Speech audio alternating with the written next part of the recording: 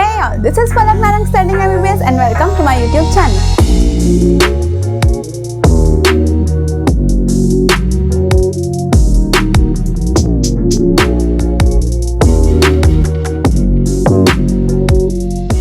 Today we are going to start with a new topic that is human respiratory system. Last lecture में हमने दूसरे phylums में कौन कौन से रेस्पिरेटरी सिस्टम यूज होते हैं वही पढ़े थे. आज के लेक्चर में हम ह्यूमन में क्या यूज होता है वो पढ़ेंगे. तो ह्यूमन रेस्पिरेटरी सिस्टम की अगर हम बात करें तो हम इंसानों में क्या क्या होता है रेस्पिरेटरी सिस्टम में. एक होता है रेस्पिरेटरी पैसेज और दूसरा होता है रेस्पिरेटरी ऑर्गन. पैसेज यानी कि कौन से रास्ते से एयर पास हो रही है और ऑर्गन यानी कि कौन से ऑर्गन में हो रही है. तो ऑर्गन में तो हम लंग्स पढ़ेंगे और पैसेज में आपको अभी डिटेल में बताती हूँ. इधर बेसिकली ये जो है यही हमारा टॉपिक है आज का. तो पैसेज में क्या क्या आता है. सबसे पहला अगर ब्रीथ करना है हमें सांस लेने तो सबसे पहले हमारा नोज काम करेगा. तो नोज में एक्सटर्नल नॉस्ट्रिल सबसे पहले, उसके बाद नेजल चैम्बर, फिर इंटरनल नर्व्स. पहले लिख लो, डिटेल में मैं सब बताऊंगी कि क्या कौन सी चीज़ है, क्यों है, क्या हो रहा है. उसके बाद नेजोफेरिंक्स, फिर एपिग्लॉटिस के होते हुए लैरिंग्स, फिर उसके बाद ब्रोंकस या ब्रोंकाई, उसके बाद primary bronchi, secondary bronchi, tertiary bronchi, उसके बाद ब्रोंकियोल्स, फिर एल्वियोलर डक्ट. यहाँ नहीं लिखती.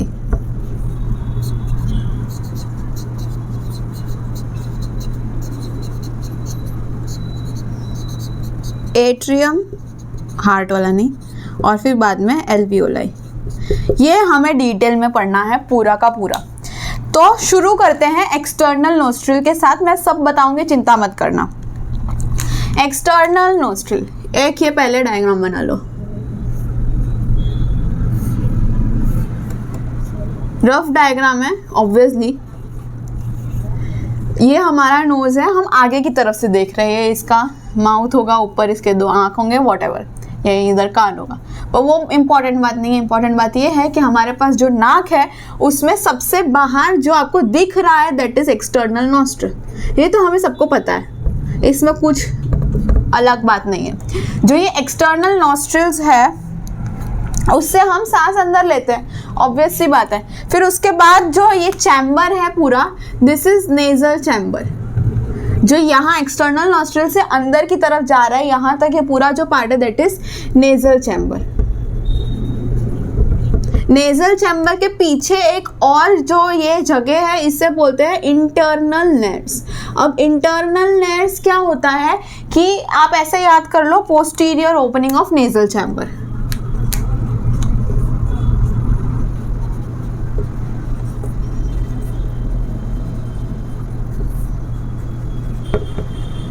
यहाँ पे जो नेजल चैम्बर के अंदर जो स्पेस होती है इसे हम बोलते हैं वेस्टिब्यूल. समझे. ये लाइनिंग किसकी होती है इसके अंदर, नोज के अंदर लाइनिंग किसकी होती है, स्यूडो स्ट्रेटिफाइड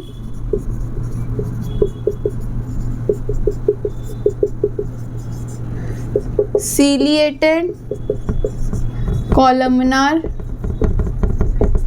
एपिथेलियम.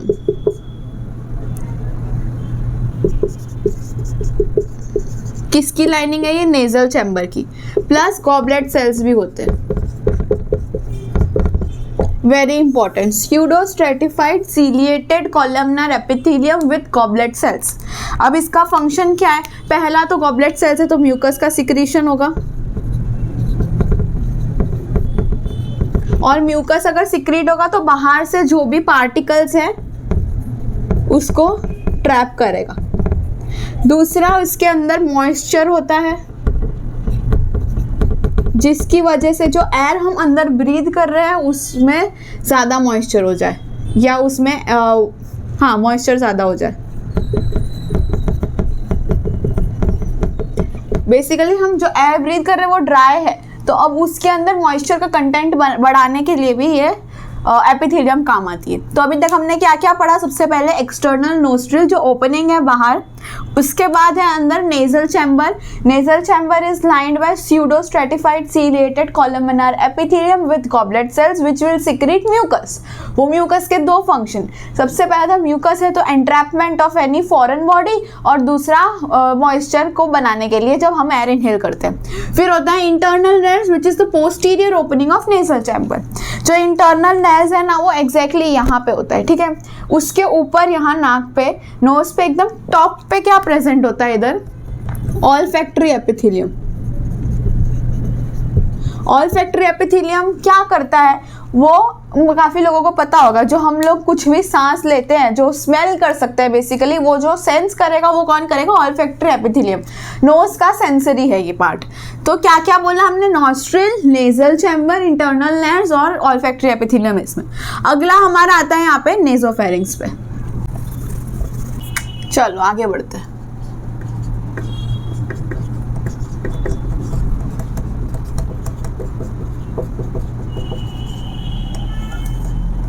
हमने सबसे पहले पढ़ा था external nostrils which is external opening, short में सिर्फ इधर लिख रही हूँ। Nasal chamber pseudo stratified ciliated columnar epithelium plus goblet cell, ठीक है। Internal nares posterior opening. Next will move on to nasopharynx. Nasopharynx, चलो सबसे पहले तो इन जनरल में आपको फेरिंग्स बताऊं तो फेरिंग्स के 3 पार्ट होते हैं, एक नेजोफेरिंग्स, एक ओरोफेरिंग्स और एक लेरेंजियोफेरिंग्स।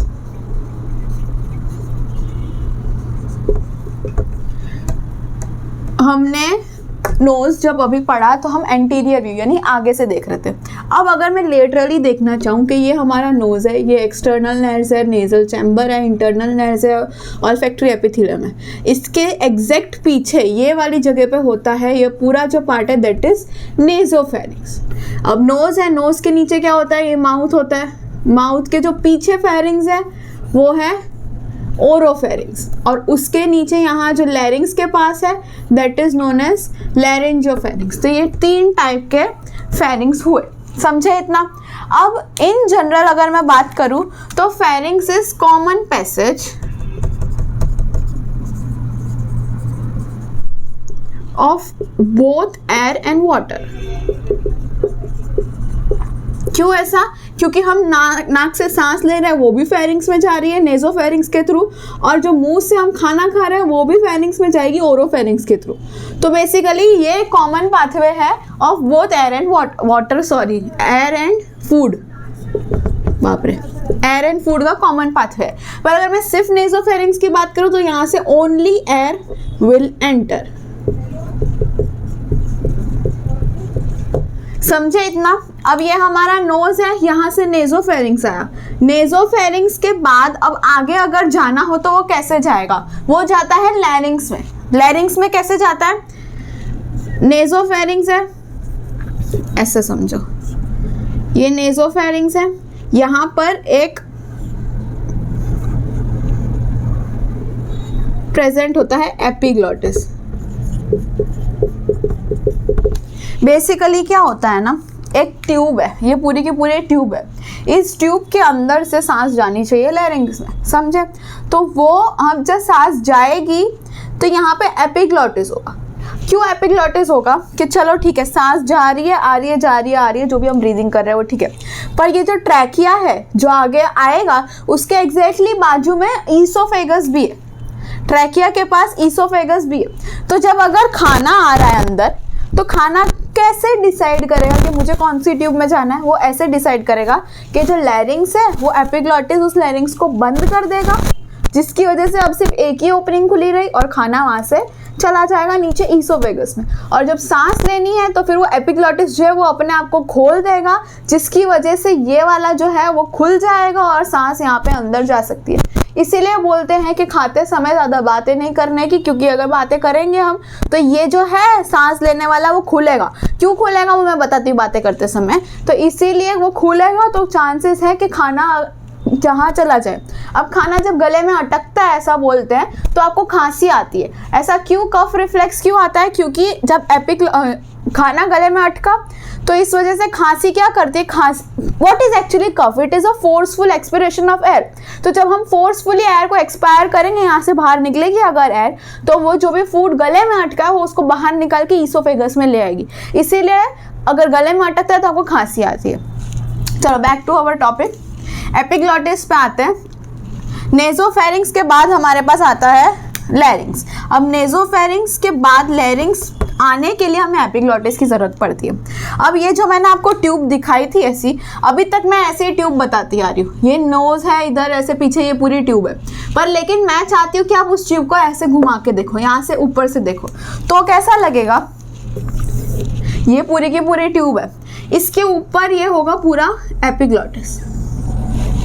एक लीफ शेप स्ट्रक्चर होता है,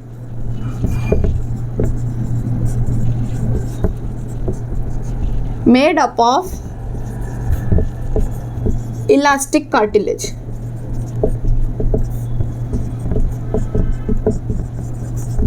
विच इज एपिग्लॉटिस। और एपिग्लॉटिस जो है वो ग्लॉटिस को कवर करता है। अब ग्लॉटिस क्या है? ग्लॉटिस ये लैरिंग्स का जो पार्ट है ना, उस जिसको ग्लॉटिस कवर करता है उसको जिसको एपिग्लॉटिस कवर करता है उसको ग्लॉटिस बोलते हैं। ग्लॉटिस का पार्ट ये है जो यहाँ पे ओपनिंग है। इसके अलावा यहाँ पे और भी चीजें प्रेजेंट होगी, और वो चीजें क्या क्या है? Vocal cords, true and false vocal chords.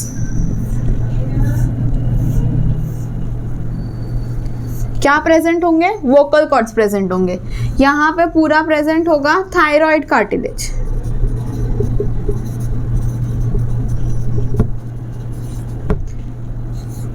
इधर प्रेजेंट होगा एरिटिनॉइड, अगेन कार्टिलेज। तो बेसिकली मैं क्या कहना चाह रही हूँ कि लैरिंग्स सबसे पहले तो साउंड बॉक्स है, ये हमें सबको पता है। साउंड बॉक्स या वॉइस बॉक्स है।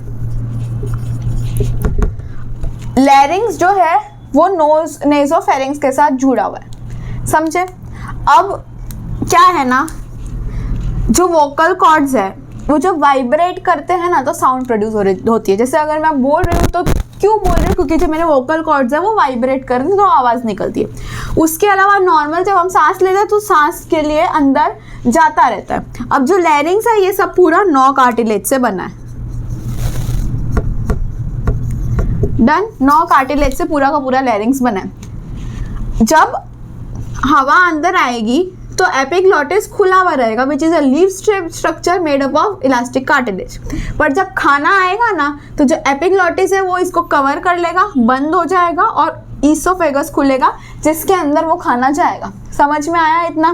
Very good. तो वापस से मैं बताती हूँ, अभी तक यहाँ तक करा था हमने, फिर nasopharynx. Nasopharynx is a pharynx sorry, जिसमें से सिर्फ एयर पास होती है। मैं कोशिश करूंगी, अगर मुझे फोटोज मिलेंगे तो मैं वहाँ यहाँ पे लगा दूंगी और इसको समझने की कोशिश करो। फेरिंग्स 3 टाइप का होता है, नेजो, ओरो और लैरिंजियोफेरिंग्स। उसमें से जो नेजोफेरिंग्स है वो यूज़ होता है हमारे रेस्पिरेटरी सिस्टम में, बाकी की काम नहीं है हमें। फिर उसके बाद मैंने क्या बोला कि नेजोफेरिंग्स ओके सिर्फ एयर पास करता है, common passage for both air and food. चलो, नेजोफेरिंग्स के बाद हम लोगों को लैरिंग्स में आना है। नेजोफेरिंग्स के बाद लैरिंग्स में आने के लिए हम लोगों को क्या करना होगा? एपिग्लॉटिस के थ्रू पास होना होगा। एपिग्लॉटिस क्या है? ये जो जगह है, ओपनिंग है, ये इसको ग्लॉटिस बोलते हैं। इसकी कवरिंग को हम एपिग्लॉटिस बोलते हैं। यहाँ पर ग्लॉटिस की जगह पे क्या क्या आ रहा है? इधर वोकल कॉर्ड्स होंगे जो वाइब्रेट करेंगे तो साउंड प्रोड्यूस होगा, इसीलिए लैरिंग्स को साउंड बॉक्स भी बोलते हैं। फिर इसके नीचे क्या होगा? ये जो सर्कल है जो मैंने ऐसे रखा हुआ है, ये यहाँ से जो आपको दिख रहा है। फिर इसके नीचे क्या होगा? नीचे जाएंगे तो नीचे होगा ट्रैकिया। ब्रोंकाई लिख दिया मैंने डायरेक्ट, ट्रैकिया है।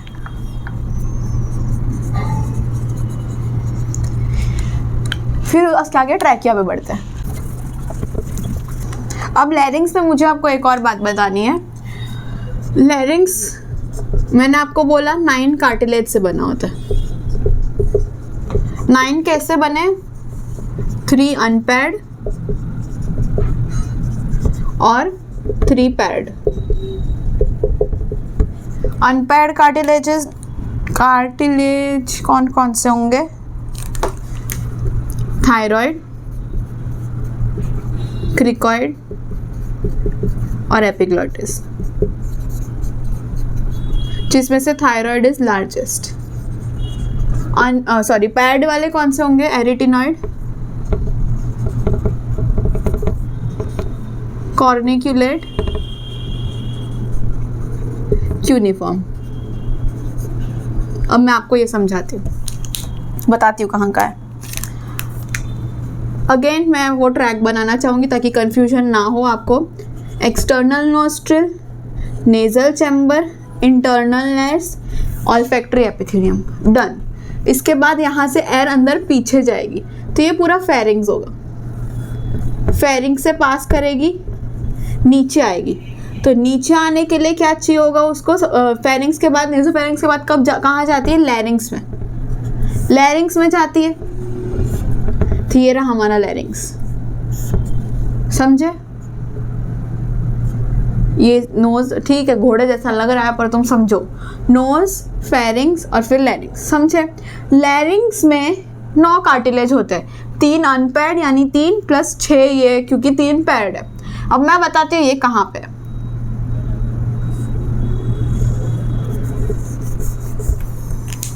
सबसे बड़ा जो है वो है थायराइड।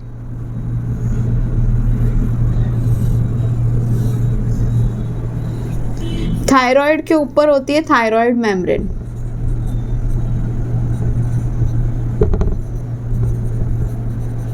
क्या? थायरोहायोइड मेम्ब्रेन, ये थायराइड है। इसके ऊपर होता है ये पूरा हायोइड बोन।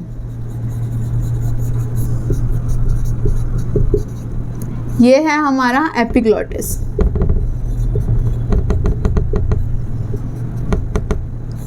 और ये है हमारा क्रिकॉइड। तो आपको दिख रहा है 3 अनपेयर्ड कार्टिलेज, एक एपिग्लॉटिस, एक थायराइड और एक क्रिकॉइड। ये 3 है और ये एंटीरियर व्यू है। इसका मतलब ये जो बुरी ट्यूब है ना, उसको हम आगे से देख रहे हैं, मतलब ऐसे खड़े होके देख रहे हैं। यहाँ पे मैं अगर खड़ी हूँ तो आपको मेरा लैरिंग्स ऐसा दिखेगा कि थायराइड होगा जो सबसे बड़ा होगा, उसके ऊपर एपिग्लॉटिस होगा लीफ शेप्ड और नीचे क्रिकॉइड होगा। और जो एरिटिनॉइड है वो तो मैंने आपको वोकल कॉर्ड्स के साथ बता दिया। अब इसमें वोकल कॉर्ड्स कहाँ पे है? मैंने वोकल कॉर्ड को थायराइड के साथ एनसर्कल किया था, तो ये वाला जो पार्ट है, ये वाला, ये पूरा ग्लॉटिस है। ये जो पूरा एक है ग्लॉटिस है, क्योंकि एपिग्लॉटिस इसको कवर कर रहा है। और इस पार्ट को अगर मैं इस पार्ट को पकड़ के ऐसा करूँगी तो आपको ऊपर से वो वाला स्ट्रक्चर दिखेगा जो मैंने ऐसा वाला बनाया था। समझ में आ रहा है तुम लोगों को मेरी बात? थोड़ा इमेजिन करने की कोशिश करो। मुझे पता है ये तुम्हें दिख नहीं रहा है, 3D भी नहीं है, पर लेकिन कोशिश करो इमेजिन करने की। वापस यहाँ से नोज से अंदर गए, फेरिंग्स आया, यहाँ ऊपर जो था वो फेरिंग्स खत्म हो गया। अब फेरिंग्स से आगे बढ़ चुके हैं, लैरिंग्स पे आ चुके हैं। तो लैरिंग्स कैसा दिखता है? लैरिंग्स में सबसे पहले ऊपर एपिग्लॉटिस होती है, लीफ शेप कवरिंग होती है इलास्टिक कार्टिलेज की। फिर उसके बाद यहाँ पे नीचे आता है थायराइड बोन। अब ये जो ग्लॉटिस वाला पार्ट है उसके अंदर देखेंगे तो ये पूरा वोकल कॉर्ड्स भी दिखता है इधर, ये पूरा ग्लॉटिस दिखता है यहाँ पे। चलो इसको भी हटा दो। फिर ये पूरा का पूरा लैरिंग्स हुआ हमारा। कुछ बाकी इसमें नहीं। चलो अब लैरिंग्स के बाद यहाँ नीचे क्या आएगा? लैरिंग्स के बाद नीचे आएगा ट्रैकिया। क्या है ये? ट्रैकिया। तो इधर भी ये लैरिंग्स के बाद नीचे मैं यहाँ पे बना देती हूँ ट्रैकिया।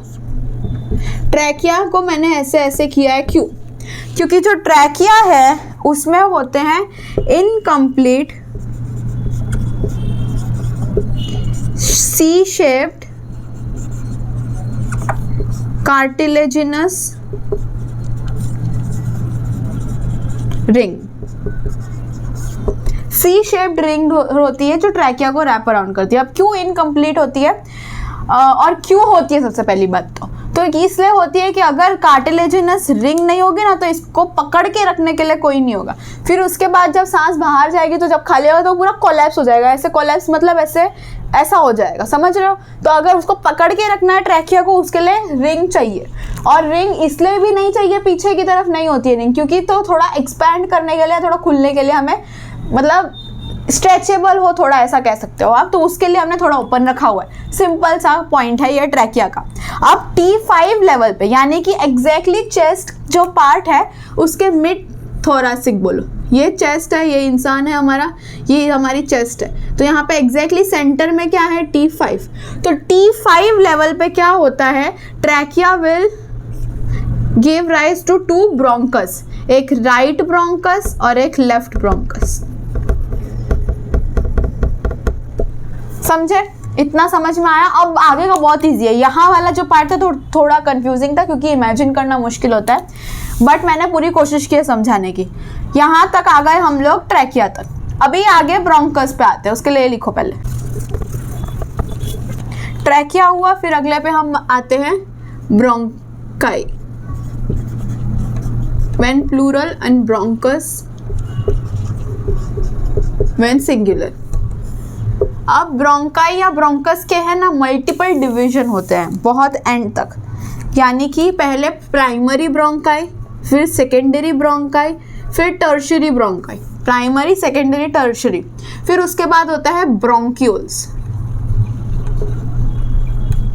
ये पूरा डिवीजन होता है। अब मैंने ट्रैकिया में आपको सी शेप्ड कार्टिलेजिनस रिंग बताया था, इसमें भी सी शेप्ड कार्टिलेजिनस रिंग होते हैं, पर समझने वाली बात है कि कहाँ से कहाँ तक होते हैं। वो होते हैं पूरे के पूरे primary tertiary and secondary bronchi में, सारे ब्रोंकाई में होते हैं, प्लस इनिशियल वाले ब्रोंक्यूल्स में होते हैं, which is up to lobar bronchiole.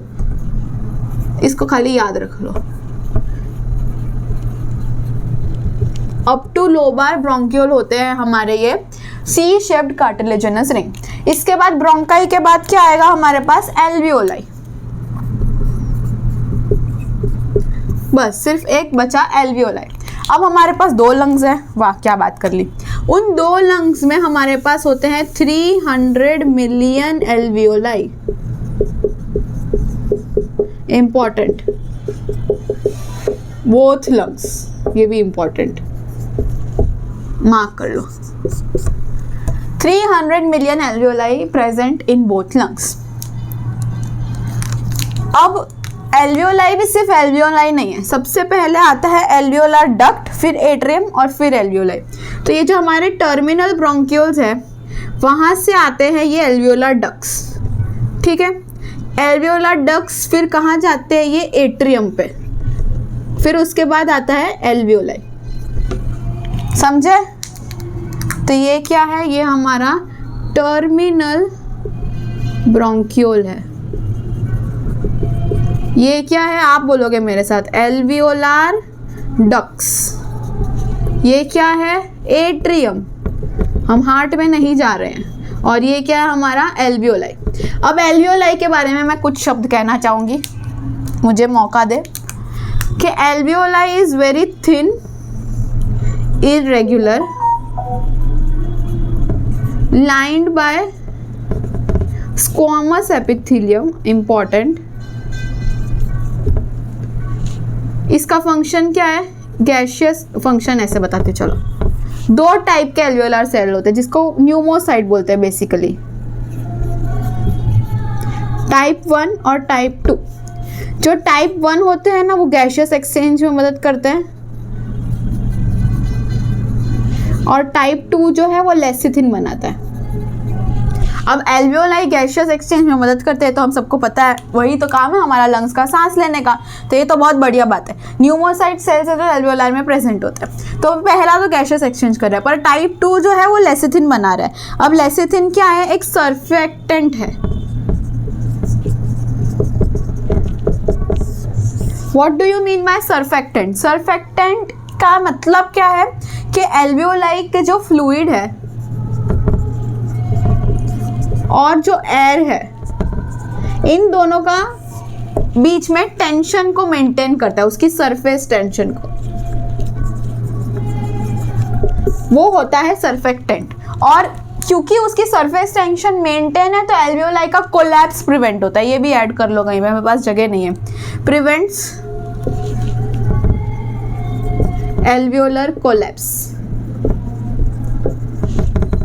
Collapse मतलब मैंने बता दिया, ऐसे पूरा ऐसा वो हो जाना, समझे इतना? ये पूरा हमारा क्या हुआ, पूरा का पूरा रेस्पिरेटरी पैसेज हुआ। आई नो थोड़ा ओवरवेलमिंग हो गया है, पर आप इसको समझने की कोशिश करो तो बहुत ईजी है। अभी तक जो भी मैंने पढ़ा है बहुत ईजी है, रिवाइज करते तो तुरंत याद आएगा सब। एक्सटर्नल नोस्ट्रल तो मतलब जो हमारी ओपनिंग है, उसके बाद nasal chamber lined by pseudo stratified ciliated columnar epithelium plus goblet cells. Goblet cells का क्या फंक्शन है इन जनरल? म्यूकस सिक्रीट करना, और म्यूकस सिक्रीट करने की वजह से जो भी ट्रैप करना हो फॉरेन बॉडी वो ट्रैप कर सकते हैं। दूसरी चीज़ क्या है कि मॉइस्चर मेंटेन करके रखता है ये एयर का, ये फंक्शन है नेजल चैम्बर का। फिर उसके बाद internal nares is the posterior opening of the nasal chamber. फिर आता है हमारा फेरिंग्स वाला part. Pharynx in general 3 part में होता है, नेजो, ओरो और लैरिंजोफेरिंग्स। जो नेजोफेरिंग्स है उसमें सिर्फ और सिर्फ एयर पास होती है, बाकी in general pharynx is both common passage for both air and food. उसके बाद ये एपिग्लॉटिस, ओके लैरिंग्स पे आते हैं। लैरिंग्स क्या है आगे के से हम देखें तो लैरिंग्स के स्ट्रक्चर में आगे से हमको थायराइड, एपिग्लॉटिस और क्रिकॉइड तीनों अनपैड कार्टिलेज देखने मिलते हैं। और अंदर से देखिए हम लोग तो हमको वोकल कॉर्ड्स देखने मिलते हैं, एरिटेनॉइड देखने मिलता है, फिर थायराइड और एपिग्लॉटिस देखने मिलता है। वोकल कॉर्ड्स वाइब्रेट करे तो साउंड प्रोड्यूस होता है, इसीलिए लैरिंग्स को हम लोग बोलते हैं साउंड बॉक्स। और इसीलिए मैंने आपको बोला कि जब हम बोलते हैं तो वोकल कॉर्ड्स वाइब्रेट करते हैं। वोकल कॉर्ड्स वाइब्रेट करने में इसका मतलब लैरिंग्स एक्टिव है। तो अगर हम खा भी रहे हैं और बोल भी रहे हैं तो ईसोफेगस में खाना जा रहा है, लैरिंग्स से हम बोल रहे हैं, तो गलती हो जाती है कि ईसोफेगस की जगह लैरिंग्स में खाना चला जाता है। तो वो गड़बड़ नहीं करनी है हमको, इसलिए खाते समय बोलना नहीं है, हंसना भी नहीं है। फिर उसके बाद आता है ट्रैकिया। ट्रैकिया में C shaped cartilaginous ring present होती है। तो यहाँ था हमारा ये लैरिंग्स। लैरिंग्स के बाद आया हमारे पास ये C shaped cartilaginous ring which is incomplete trachea में। फिर उसके बाद 2 पार्ट में डिवाइड हो रहा है at the level of T5। ये है हमारा ब्रोंकस। फिर primary bronchi, secondary bronchi, tertiary bronchi, समझे? फिर उसके बाद यहाँ पे क्या आता है, ये वाला पार्ट मैंने इधर बताया। टर्मिनल ब्रोंकाई के बाद यहाँ पे आता है एल्वियोलर डक्ट, एट्रियम और फिर एल्वियोलाई, समझे? सी शेप्ड कार्टिलेजिनस रिंग कहाँ तक प्रेजेंट होता है हमारे पास? लोबार ब्रोंक्यूल तक, लोब्यूलर ब्रोंक्यूल, बस। उसके अलावा कुछ रहता है? हाँ, सर्फेक्टेंट क्या करता है? सर्फेक्टेंट का फंक्शन है सबसे पहले तो टाइप 2 एल्वियोलर सेल्स या टाइप 2 न्यूमोसाइट्स है वो सिक्रीट करते हैं lecithin which is the surfactant of the lung. तो उसका फंक्शन क्या है कि एल्वियोलाई का जो फ्लूइड होता है और एयर का होता है इसका सरफेस टेंशन मेंटेन करके रखता है जिससे एल्वियोलाई कोलैप्स ना हो। चलो अब अगर मैं आपसे क्वेश्चन पूछूं अगर कि टर्मिनल ब्रोंक्यूल में C shaped cartilaginous ring present होता है कि नहीं, तो आपका क्या जवाब होगा? नहीं होता, ऑब्वियसली नहीं होते, क्योंकि कहाँ तक होता है? लोबा यानी इनिशियल ब्रोंक्यूल्स तक होता है। और टर्मिनल कहाँ पे है? वो ये रहा टर्मिनल, जो कि एल्वियोलाई के एकदम नजदीक है, तो वहाँ पे प्रेजेंट नहीं होंगे, इतना याद रखना। और हाँ, एल्वियोलर जो डक्ट्स है ना, वहाँ से हमारा रेस्पिरेटरी या एक्सचेंज पाथवे होता है, और उससे ऊपर यानी टर्मिनल ब्रोंक्यूल तक हमारे पास कंडक्टिंग पाथवे होता है। ये खाली ऐड कर लेना। अब हम आते हैं हमारे रेस्पिरेटरी ऑर्गन पे, दैट इज लंग्स। बहुत बढ़िया, एक छोटा सा टॉपिक है, लास्ट है, इसके आगे मैं नहीं पढ़ाऊंगी। चलो लंग्स की हम बात करते हैं।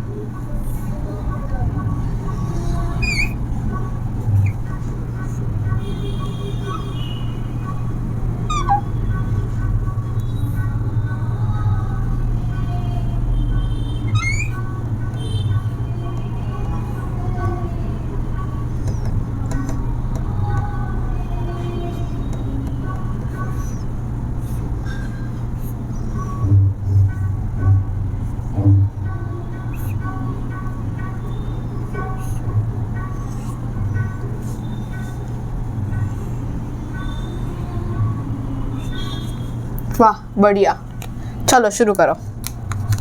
सबसे पहले तो ये हमारा है राइट लंग और ये हमारा है लेफ्ट लंग, इसे ही पहले समझ लो। अब जो लंग है, लंग की आउटर कवरिंग होती है 2, एक होती है पेराइटल और दूसरी होती है विसरल। प्लूरा। क्यों प्लूरा? क्योंकि लंग की कवरिंग को हम लोग बोलते हैं प्लूरा।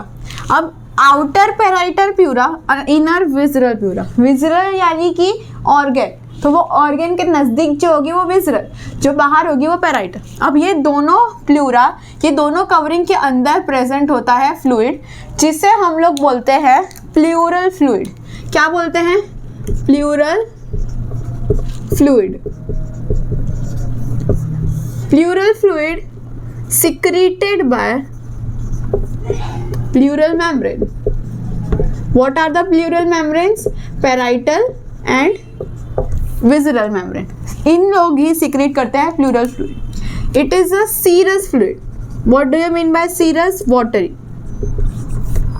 इसके फंक्शन क्या है? सबसे ज़्यादा important फंक्शन इसका है to lubricate. जब हम सांस लेते हैं छोड़ते हैं तो लंग्स एक्सपांड और कॉन्ट्रैक्ट होते हैं, वो ऑब्वियस सी बात है। तो उस टाइम पे एक्सपांड कॉन्ट्रैक्ट होगा तो उसके नज़दीक वाली जो विसरल प्लूरा है वो बाहर वाली पैराइटल प्लूरा के साथ फ्रिक्शन में रब ना हो, तो prevent friction between both membranes. ये है फंक्शन हमारा प्लूरल फ्लूइड का। अगर प्लूरल फ्लूइड बहुत ज़्यादा हो जाता है तो उससे हम लोग बोलते हैं प्लूरल इफ्यूजन। डन। ये है बाहर की लेयर लंग की। 2-3 बात बोली मैंने, parietal pleura, visceral pleura, parietal pleura, visceral pleura, हाँ, दोनों जो सिक्रेट कर रहे that is pleural fluid which is a serous fluid, जिसका फंक्शन क्या है? उसको ल्यूब्रिकेट करके रखना और फ्रिक्शन को प्रिवेंट करना। उसके अलावा अब ये देखो, ये जो ऊपर है ना वो लंग का होता है एपेक्स, नीचे होता है लंग का बेस। इसके बीच में जो हार्ट होता है ना उसमें नीचे प्रेजेंट होता है एपेक्स, जो तीखा वाला पार्ट होता है वो एपेक्स, और ऊपर प्रेजेंट होता है बेस। समझे इतना? अब लंग की बात करते हैं। उसका बाहर की मेम्ब्रेन हो गई, अब लंग की बात करते हैं। It is a pinkish organ in children. जब बच्चे पैदा होते हैं ना तो पिंक होता है, पर age and when you become adult तो वो डार्क ग्रे कलर का हो जाता है, या मॉल्टन क्ले कलर ऐसा भी बोल सकते हैं इन अडल्ट्स। ऐसा क्यों? क्योंकि हमारे जो लंग्स है उसमें डिपोजिशन होती है कार्बोनेशियस मटेरियल की, जो हमारे लंग को डार्क कलर का कर देते हैं। ये बच्चों में तो अभी बेचारे पैदा हुए हैं, क्या उनमें डिपोजिशन तो पिंक कलर का होता है, पर जैसे जैसे बड़े होते हैं डार्क ग्रेइश कलर हो जाता है because of deposition of carbonaceous material. अब जिन लोग स्मोक करते हैं या जिन लोगों का एक्सपोजर टू पॉल्यूटेंट्स ज़्यादा होता है, व्हाट इज पॉल्यूटेंट्स? जो पॉल्यूशन करते हैं उसको पॉल्यूटेंट बोलते हैं, तो उन लोगों के अंदर ज़्यादा डार्क ग्रे होता है और ज़्यादा जल्दी भी हो जाता है ग्रे। ठीक है, ये हमारे लंग के बारे में बात हुई। अब इसके एनाटॉमी पे आते हैं। तो राइट लंग और लेफ्ट लंग दो अलग अलग मैंने डेलिबरेटली बनाया, अलग अलग इन द सेंस सिमेट्रिकल नहीं बनाया। क्यों ऐसा? मैं बताती हूँ। देखो, जो राइट लंग है वो लेफ्ट लंग से ब्रॉड है। अग्रीड? ब्रॉड बनाया मैंने। जो लेफ्ट लंग है वो राइट लंग से नैरो है, सॉरी लॉन्ग है। ऑब्वियसली नैरो तो होगा ही, क्योंकि ये ब्रॉड है तो ये नैरो हो गया, तो सीधी सी बात है। एडिशनली राइट लंग जो है लेफ्ट लंग से, लेफ्ट लंग जो है राइट लंग से नैरो है, लॉन्ग है। क्या बोल रही हूँ मैं, सुनो। यहाँ पे नीचे डायफ्राम होता है, डायफ्राम के नीचे होता है यहाँ पे लिवर। अब क्योंकि यहाँ पे लिवर प्रेजेंट है इस वजह से लेफ्ट वाला जो है वो थोड़ा सा ऊंचा है एज कम्पेयर टू राइट वाला जो है वो ऊंचा है एज कम्पेयर टू लेफ्ट। अब क्योंकि राइट वाला थोड़ा ऊंचा है तो इसलिए वो लॉन्ग नहीं है, थोड़ा शॉर्ट है, तो लॉन्ग कौन सा हुआ? लेफ्ट वाला जो है वो लॉन्ग हुआ। अब क्योंकि इसके यहाँ पर ये है, क्या बोलते हैं इसे हम? Cardiac notch. क्यों कार्डियक नॉच कि ऐसा एक नॉच है जहाँ पे हार्ट का एपेक्स प्रेजेंट है, तो इस वजह से ये कंपैरेटिवली राइट लंग से थोड़ा नैरो है, इसके बराबर फूला हुआ है, प्रॉपर ब्रॉड है, लेकिन ये वाला कंपैरेटिवली नैरो है। तो मैं अगर बोलूँ right is more broad than left, क्यों? क्योंकि कार्डियक नॉच की वजह से। और left is longer than right, ऐसा क्यों? Because of liver. लिवर है तो डायफ्राम को थोड़ा ऊपर और इसको थोड़ा ऊपर ऐसे शिफ्ट होना होता है। चलो अब हमारी बारी आती है इसकी लंग की। जो राइट लंग है उसमें 2 फिशर होते हैं और लेफ्ट लंग में एक ही फिशर होता है। फिशर यानी कि एक सेपरेशन लाइन जो लंग को 2 पार्ट में बांटे, जैसे कि ये है हमारे पास ऑब्लिक फिशर। क्योंकि लेफ्ट लंग में ऑब्लिक फिशर है तो ये लंग 2 पार्ट में बट गया। तो लेफ्ट लंग के कौन कौन से 2 पार्ट हो गए? लेफ्ट अपर लोब और left lower lobe. Simple, very simple, done. अब ये जो है यहाँ पर ये ऑब्लिक फिशर होगा क्योंकि ऑब्वियसली इसकी मिरर इमेज दिख रही है। एडिशनली राइट लंग में एक हॉरिजॉन्टल फिशर प्रेजेंट होता है। अब ये 2 फिशर है तो लंग कितने पार्ट में बटा? 3 पार्ट में बटा। एक superior, right superior lobe, right middle lobe और राइट इंफीरियर लोब। मतलब एक ऊपर वाला, एक नीचे वाला, एक मिडिल वाला। डन। अब ये मैंने सिर्फ इसको लोब्स में डिवाइड किया। फिशर ने क्या किया? लंग्स को लोब्स में डिवाइड किया। अब एक्चुअली में ना, अगर आप डीप में पढ़ना चाहो तो लोब के बाद हम उसे सेगमेंट्स में डिवाइड कर सकते हैं। हर लंग में 10 सेगमेंट्स ईच होते हैं, जिसकी डिटेल आपको जानने की जरूरत नहीं। फिर उसके बाद हम उसको लॉब्यूल्स में भी डिवाइड करते हैं। ये सिर्फ आपकी जानकारी के लिए। अनफॉर्चुनेटली जो मैं रिकॉर्डिंग कर रही थी ना, वो बीच में एक्चुअली एंड में बंद हो गई, तो अब जो भी मैंने बोला वो कुछ भी रिकॉर्ड नहीं हुआ है। एक्चुअली मैंने बहुत ज़्यादा नहीं बोला, तो फॉर्चुनेटली लेट बंद हुई, तो थोड़ा बहुत जो रह गया वो मैं अभी पढ़ा लेती हूँ, ठीक है। सबसे पहले तो ये करेक्ट कर लेना, लेफ्ट अपर लोअर नहीं है, लेफ्ट इंफीरियर और सुपीरियर है, और राइट में सुपीरियर, मीडियन और इंफीरियर, ठीक है। उसके बाद हम लोग ने शायद किया था सेगमेंट्स टू लॉब्यूल्स, इतने पार्ट्स होते हैं। चलो फिर अब कहाँ पे थे इसके बाद, ठीक है। चलो लंग्स का वेट, जो राइट लंग होता है उसका वेट है 625 ग्राम्स और लेफ्ट होता है वो 565 ग्राम्स, ठीक है। ये अगर आपको याद रखना हो तो रखो, नहीं रखना तो इट्स ओके। अब इसके रिलेशंस, लंग के आगे पीछे ऊपर नीचे क्या क्या है जो लंग को पूरा प्रोटेक्ट करके रखता है, तो वो हम पढ़ेंगे। सबसे पहले आगे की साइड, लंग का जो आगे की साइड है वहाँ पे प्रेजेंट होगा स्टर्नम। तो आगे को क्या बोलते हैं? एंटीरियरली, तो एंटीरियरली स्टर्नम प्रेजेंट होगा। पीछे हमारे पास क्या होता है? वर्टिब्रल कॉलम, तो पीछे का मतलब पोस्टीरियरली वहाँ पे वर्टिब्रल कॉलम होगा। साइड में यहाँ पे स्टर्नम पीछे वर्टिब्रल कॉलम के आसपास साइड में क्या होता है? रिब्स, तो साइड को क्या बोलते हैं? लेटरल, तो लेटरली प्रेजेंट होंगे रिब्स। नीचे मैंने ये बनाया है, दिस इज डायफ्राम, तो इंफीरियरली, नीचे मतलब इंफीरियरली डायफ्राम होगा। और डायफ्राम है क्या? It is a dome shaped जो कि मसल्स से बना होता है। Diaphragm is made up of muscles, और उसका क्या फंक्शन है? It separates thoracic cavity. Thoracic cavity मतलब वो जो थोरैक्स प्रेजेंट होता है, यानी कि लंग्स जहाँ पे प्रेजेंट होता है, टू एब्डोमिनल कैविटी मतलब जहाँ पे एब्डोमेन होता है, नीचे का सारा कंटेंट, तो थोरैसिक और एब्डोमिनल कैविटी को सेपरेट करता है, दैट इज डायफ्राम। और उसके बाद ऊपर यहाँ पे बोन प्रेजेंट होता है, दैट इज क्लेविकल। ये सारे रिलेशंस हुए हमारे लंग्स के। तो इतना ही है, लंग्स इतना हार्ड नहीं है, इनफैक्ट ये पूरा का पूरा चैप्टर ही इतना हार्ड नहीं है, आपको समझ में आ जाएगा तो बहुत ईजी है। एक बार मैं ये रिपीट कर देती हूँ कि लंग्स जो है, सबसे पहले तो मेम्ब्रेन, तो प्लूरल मेम्ब्रेन से बने होते हैं 2, पैराइटल और विज़रल। पैराइटल बाहर, विज़रल अंदर, दोनों क्या है? सिक्रीट करते हैं प्लूरल फ्लूइड को, जो प्लूरल कैविटी के अंदर प्रेजेंट होता है। कैविटी होती है ये, उसके अंदर प्रेजेंट होता है प्लूरल फ्लूइड, और उसका फंक्शन क्या होता है? ल्यूब्रिकेशन करना और टू प्रिवेंट फ्रिक्शन दोनों मेम्ब्रेन के बीच में। ये कंप्लीट हुआ हमारा फ्लूइड। अब आते हैं लंग्स पे, तो इसका वेट इज 625 और इसका 565। डन, इसका वेट। अब इसके फिशर्स, इसके दोनों में ऑब्लिक फिशर्स होंगे, पर जो राइट वाला है वो क्योंकि बड़ा है, ऑब्वियसली इसके वेट इसके वेट के हिसाब से पता चल रहा है ये बड़ा है, तो इसको एक एडिशनल फिशर चाहिए टू सेपरेट इसको लंग को। तो इस वजह से इसमें क्या हो गए, 3 लोब्स हो गए, पर इसमें 2 ही लोब रहे।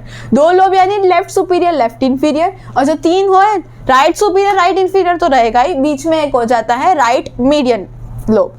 अब लोब के अलावा हम उसको सेगमेंट्स और लोब्यूल्स में भी डिवाइड कर सकते हैं, जिसकी डिटेल हमें नहीं जाननी है। अब इसके रिलेशंस, तो anterior sternum, posterior vertebral column, side में लेटरली रिब्स, नीचे diaphragm, inferiorly dome of diaphragm और सुपीरियरली क्लेविकल। बस इतना ही है, सिंपल, कुछ रहा तो नहीं। ओके, राइट वाला is more broader as compare to left. क्यों ऐसा, क्योंकि लेफ्ट में कार्डियक नॉच है, प्लस राइट वाला is shorter as compare to left, left वाला लॉन्गर है बिकॉज ऑफ द